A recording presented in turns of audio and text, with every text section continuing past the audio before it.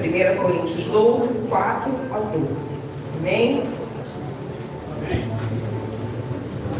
Fala acerca dos dons espirituais. Aleluia! Uma palavra que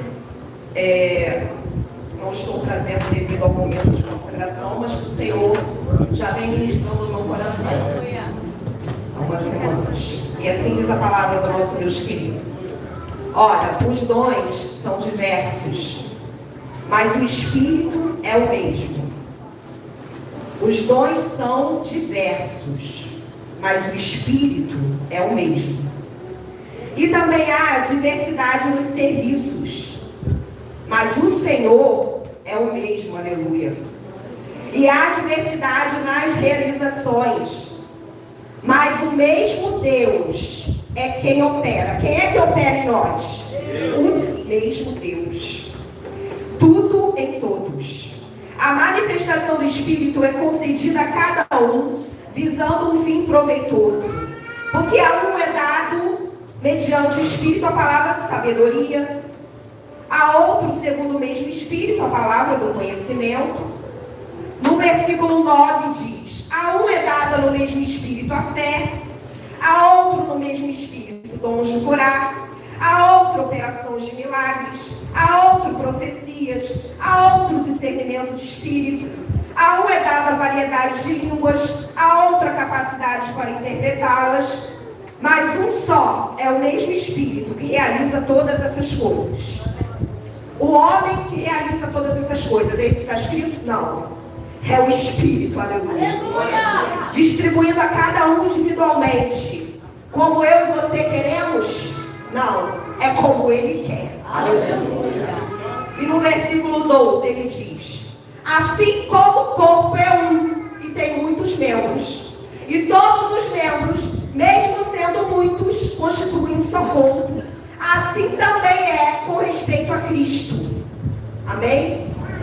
Pode se assentar, irmãos, em nome de Jesus.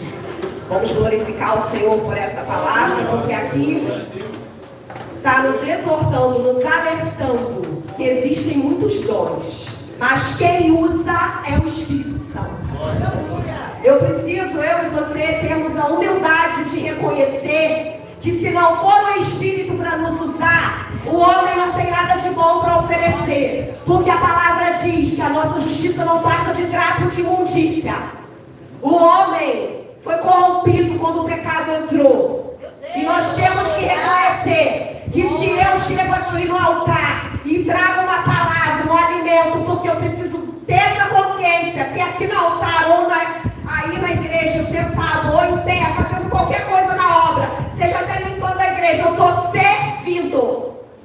E se Deus levantou o meu irmão, tem que me alegrar.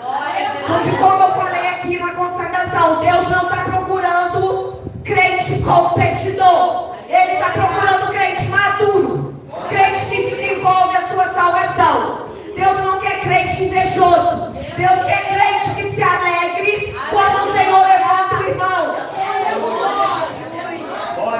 Quem somos nós para questionar o tempo de Deus? Se Deus quiser que eu esteja 20 anos, um exemplo, para ser consagrada a obreiro, o Senhor já me consagrou, mas um exemplo, a diaconisa ou o chamado que Ele decidir, assim seja, porque não é a gente que escolhe o tempo, é o Senhor. É Ele que escolhe o tempo, é Ele que escolhe quem Ele quer levantar. E eu não tenho que questionar. Ah, o irmão só está 2 anos, já foi levantado, olha aí. O irmão está sendo mais usado que eu, aleluia. Por que eu estou tanto tempo na igreja e não estou sendo usado assim? Meu irmão, o que determina é a obediência, é a busca da santidade. Não é o tempo de igreja, não. Porque não adianta nada eu vir para a igreja e voltar para casa. Em casa eu não tenho vida no altar, eu não tenho joelho dobrado, eu não tenho intimidade com Deus. O Senhor não está procurando frequentador, o Senhor está procurando verdadeiro adorador. Aleluia. Que adora em espírito e verdade. Então, existem 3 coisas que o Senhor ministrou, que eu preciso buscar para entender o meu chamado. Primeiro, eu preciso estar sensível à voz do Espírito. Porque quem vai falar é o Espírito. O Espírito também, ele vai falar primeiro ao anjo da igreja, o pastor, a quem Deus levantou ali. Mas ele também vai falar contigo no teu secreto. Ele vai confirmar aquilo que Deus está direcionando. A liderança. Porque se o Senhor levantou uma liderança, é para nós sermos abençoados. E nós devemos respeito a quem o Senhor levantou. Eu tenho que respeitar o chamado da minha irmã. Seja ela pastora, seja ela missionária, seja ela obreira, seja ela diaconisa.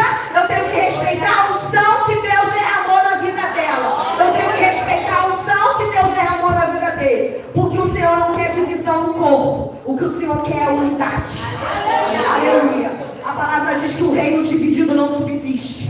E se há algum sentimento de inveja no coração, lá em Tiago, o Senhor vai dizer que isso é sabedoria terrena, animal e demoníaca. Não é sabedoria do alto.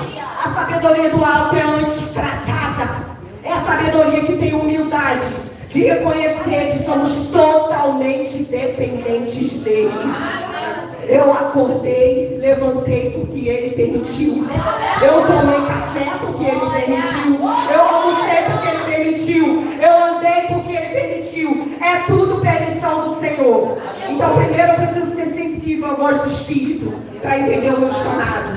E segundo, eu não vou ser sensível à voz do Espírito se eu não tiver uma vida de oração. Se eu não tiver uma vida de intimidade. E terceiro, se eu não tiver uma vida de meditação na palavra. Porque é a palavra que vai falar comigo. Jesus Cristo é o verbo vivo que desceu do céu. Ele é a palavra. Então, em vez da gente buscar aonde a gente não deve, temos que buscar é na palavra. É meditar na minha lei dia e noite, diz o Senhor. E assim ele vai dar a direção e vai te revelar qual é o teu chamado.